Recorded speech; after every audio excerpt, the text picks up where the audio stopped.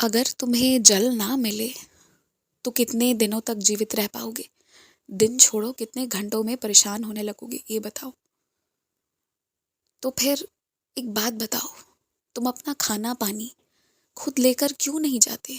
क्यों दूसरों पर आश्रित रहते हो कि वो आएंगे तो वो तुम्हें देंगे?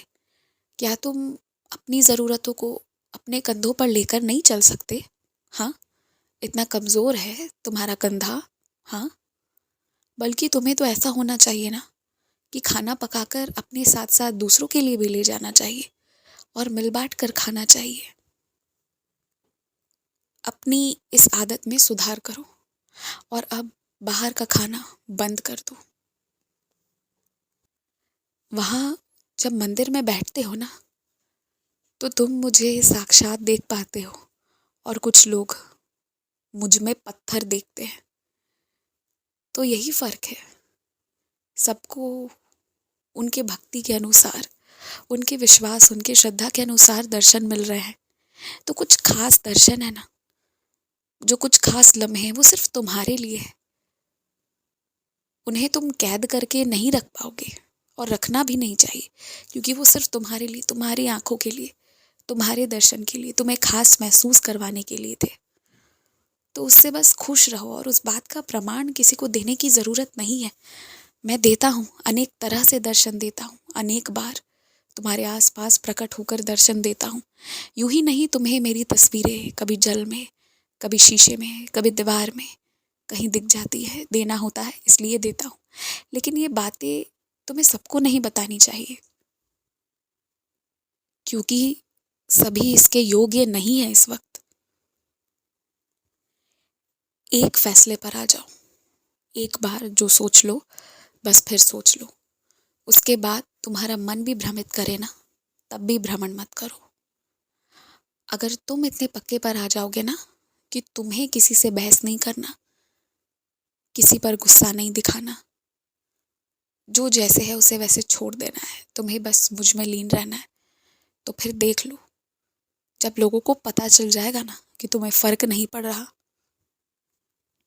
तो वो भी वैसे काम करना बंद कर देंगे जिससे तुम्हें अब तक फर्क पड़ता आया था।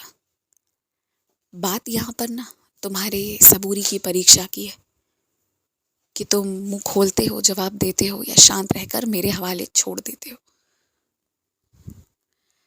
मुझे ये अच्छे से पता है कि दुनिया सिर्फ वो देखती है जो मैंने तुम्हें दिया है।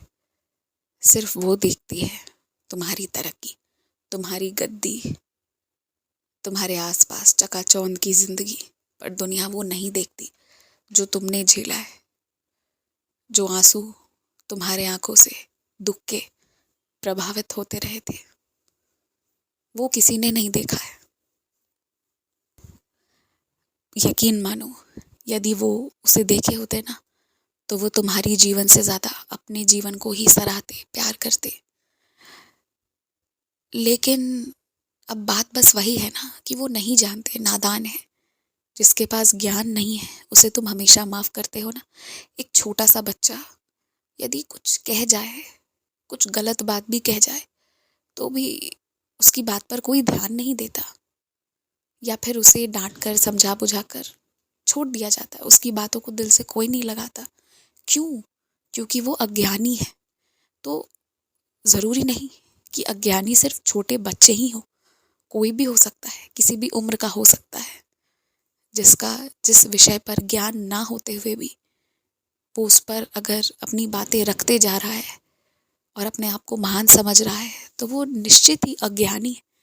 तो वैसे लोगों पर ध्यान देकर तुम मूर्खता का व्यवहार मत करो। सोचो अगर ध्यान से, तो तुम जीवन जीने के फैसले को जो त्याग रहे थे, आखिर किन लोगों के कारण, जिन्हें खुद नहीं पता कि करना क्या है।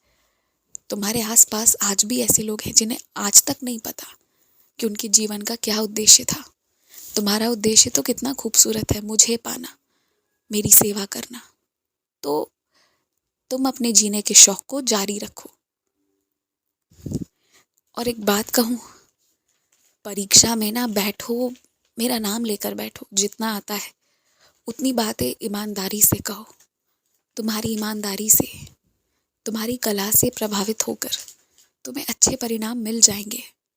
पर बैठने से भागना, बैठने से डरना, ये गलत होगा।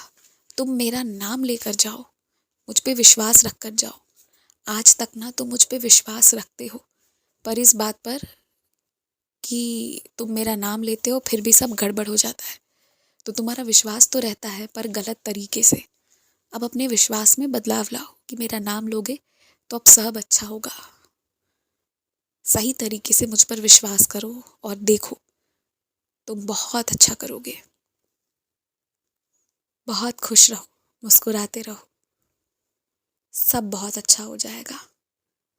जहाँ से तुम्हें परेशान किया जा रहा है, जहाँ से सारे गड़बड़ शुरू हुए, वो चीज़ें ना वहीं लौट कर जा रही हैं। तो नकारात्मकता को जाने दो और तुम शांत रहो।